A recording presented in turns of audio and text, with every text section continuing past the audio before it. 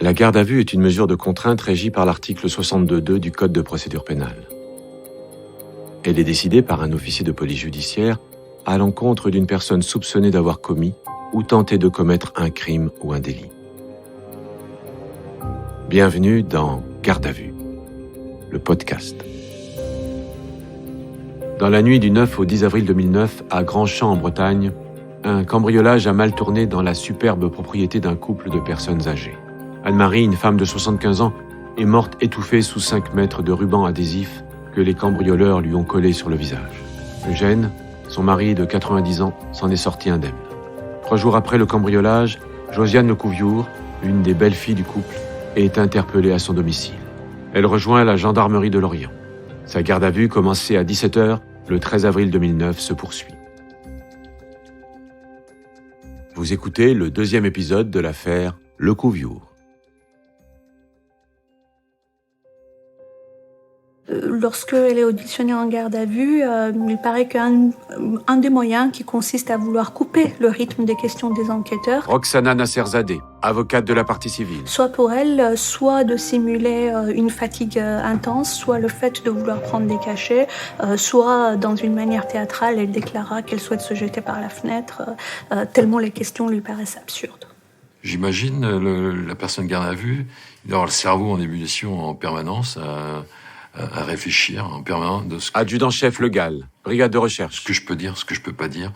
Est-ce que vaut mieux que je me taise ou vaut mieux que je réponde? Et si je réponds, qu'est-ce qu'on va me poser? Ça doit être super fatigant.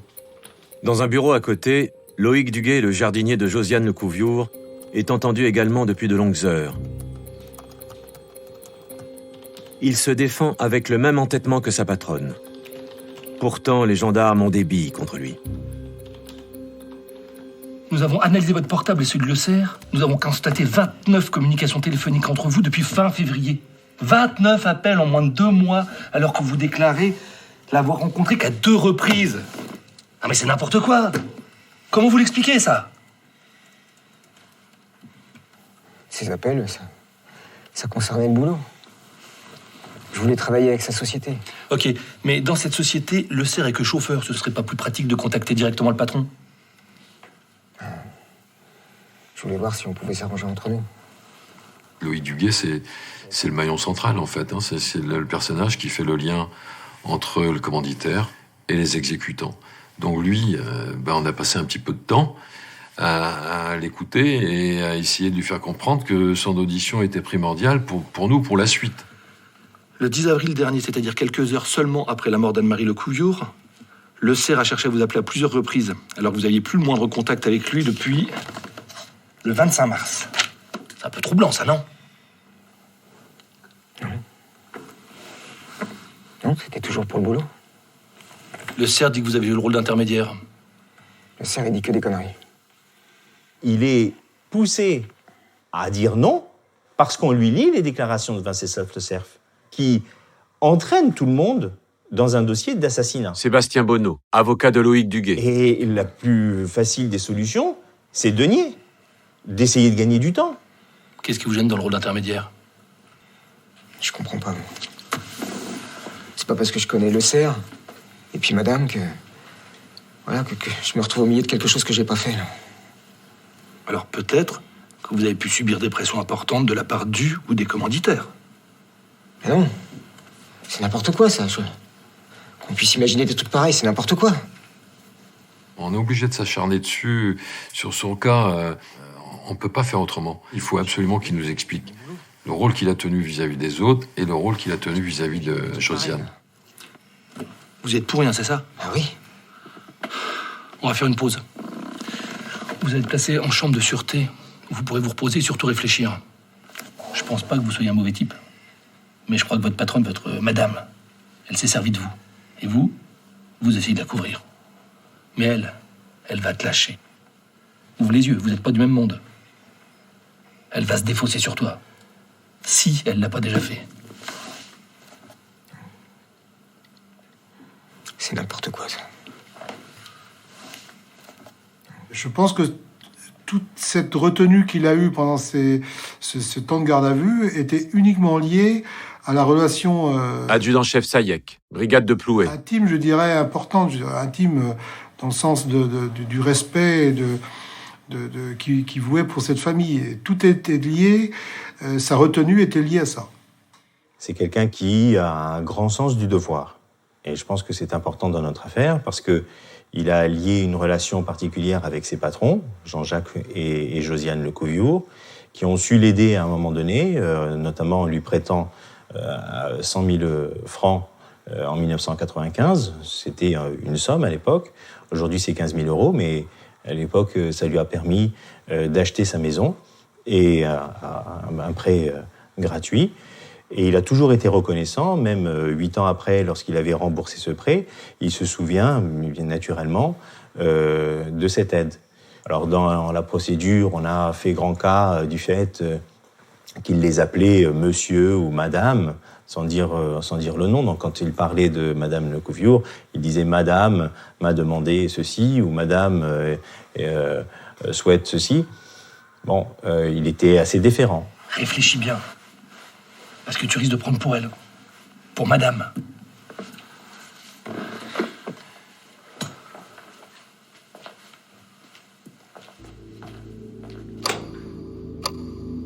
L'heure tourne. Loïc Duguay n'a pas craqué. Pour l'inciter à réfléchir, il est placé en chambre de sûreté.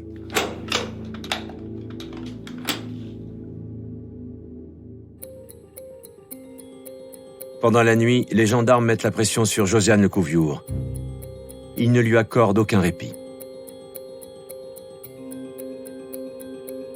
Le cerf et son complice Madé ont donné des détails très précis sur votre famille, sur vous.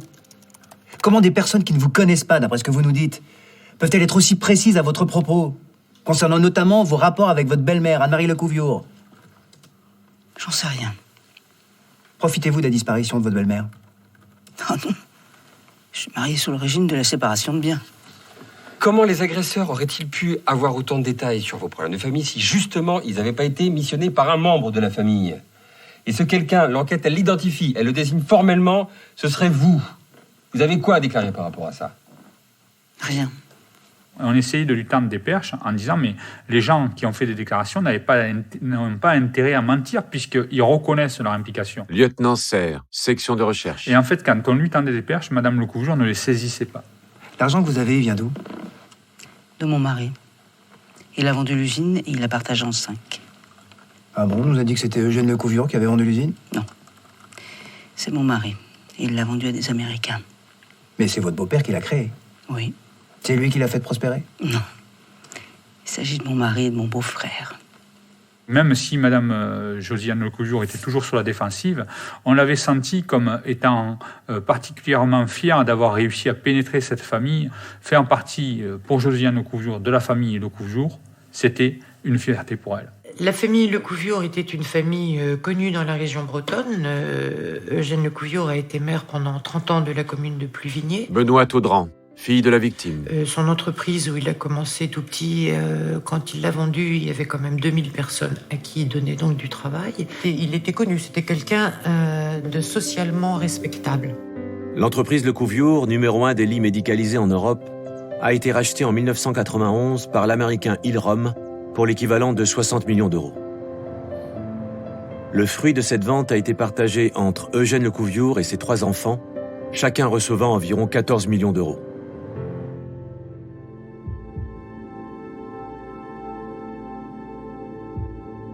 Au milieu de la nuit, puisque Josiane Lecouviure ne lâche rien, les gendarmes changent de tactique.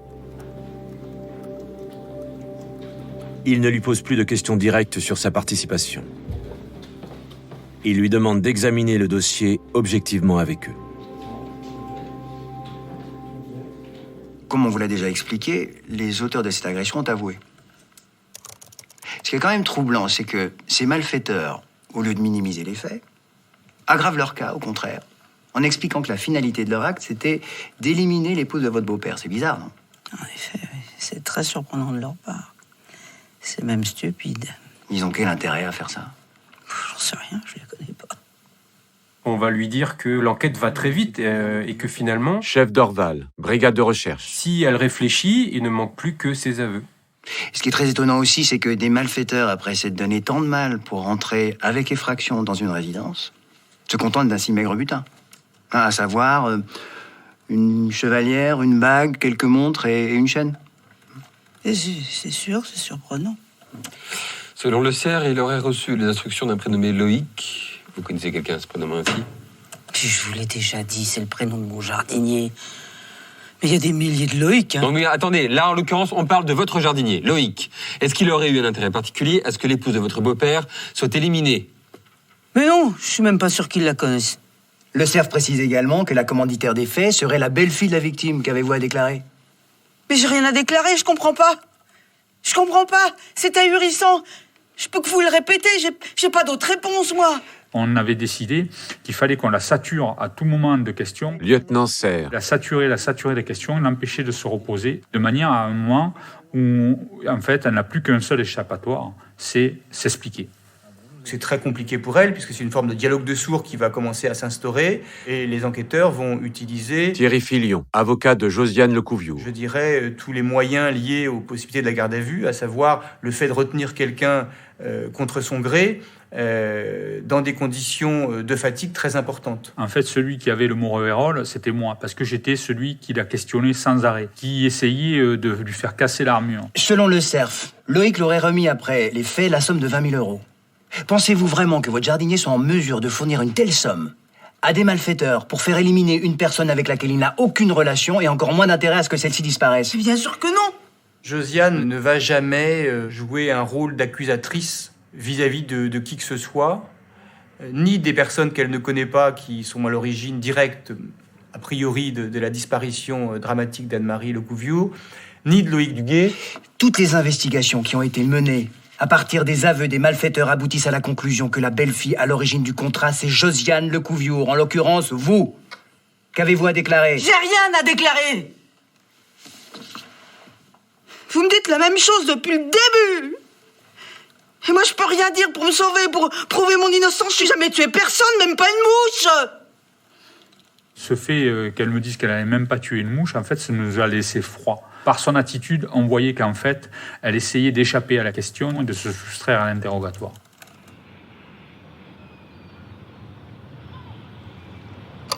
La nuit a été longue.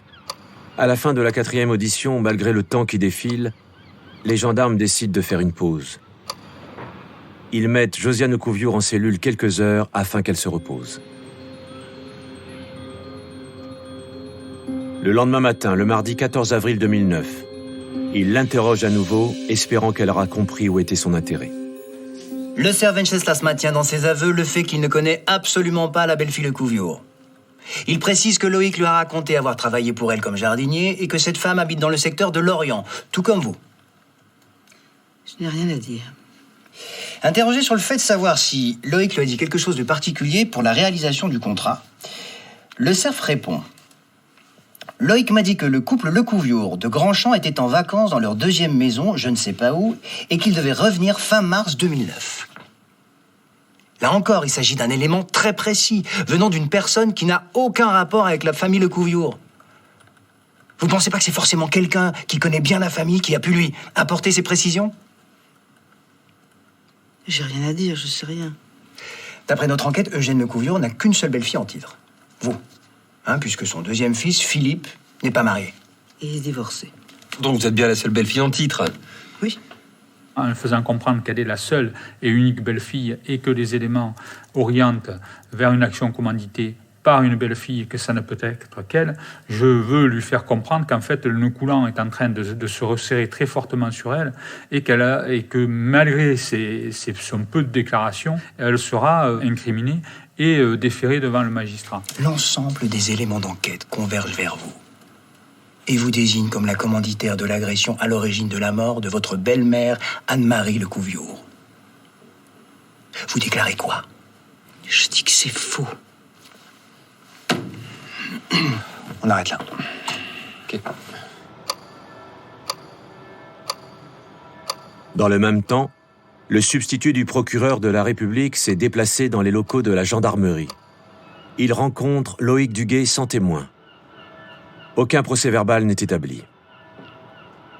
Mais quand l'audition du jardinier reprend, il n'est plus dans le même état d'esprit. J'accepte maintenant de m'expliquer sur mon rôle dans cette affaire. Très bien. Alors, qui vous a demandé de trouver quelqu'un pour commettre ces faits? Madame Lecouviot. Et son mari? Non. C'était uniquement elle. Monsieur Lecouviot n'était pas du tout au courant de la demande de son épouse.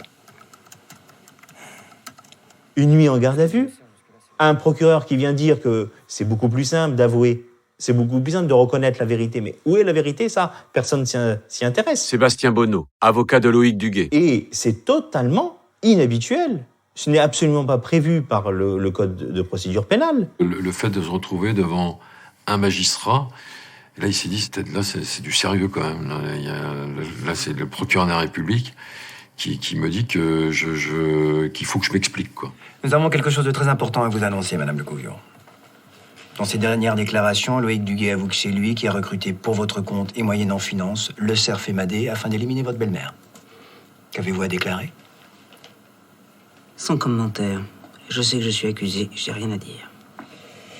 Duguet déclare tout ce qu'a dit le cerf et la vérité. Tout ce qu'a dit le cerf, c'est la vérité. C'est bien moi qui lui ai demandé d'éliminer Madame Lecouviot à Grandchamp. Il était convenu qu'il devait s'en prendre qu'à Madame et ne pas faire de mal à Monsieur Lecouviot. Et quand Madame Lecouviot vous a-t-elle fait cette demande? C'était il y a peut-être 8 mois. J'étais seul avec Madame. Elle a commencé à me parler des relations familiales chez Lecouviot. Elle m'a raconté que depuis le remariage de son beau-père, il y avait des problèmes dans la famille. Puis elle m'a dit que c'était à cause de la... Duguet dit aussi que ce jour-là, vous avez simplement lancé que votre belle-mère pourrait disparaître dans un accident, par exemple. Vous répondez quoi? Je n'ai rien à déclarer. Il en veut, Josiane Lecouviot. Il se retrouve en garde à vue et il entend les déclarations de Venceslas Le Cerf qui accusent, qui mettent toute la responsabilité sur Josiane Lecouviot. Donc, dans ce moment-là, il en veut énormément à Josiane et il ne pense pas à son intérêt. Il réfléchit à se décharger et à impliquer encore davantage Josiane Lecouviot.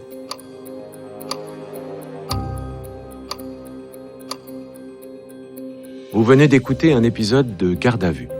Retrouvez bientôt la suite. Et d'ici là, n'hésitez pas à vous abonner à ce podcast et à lui mettre plein d'étoiles.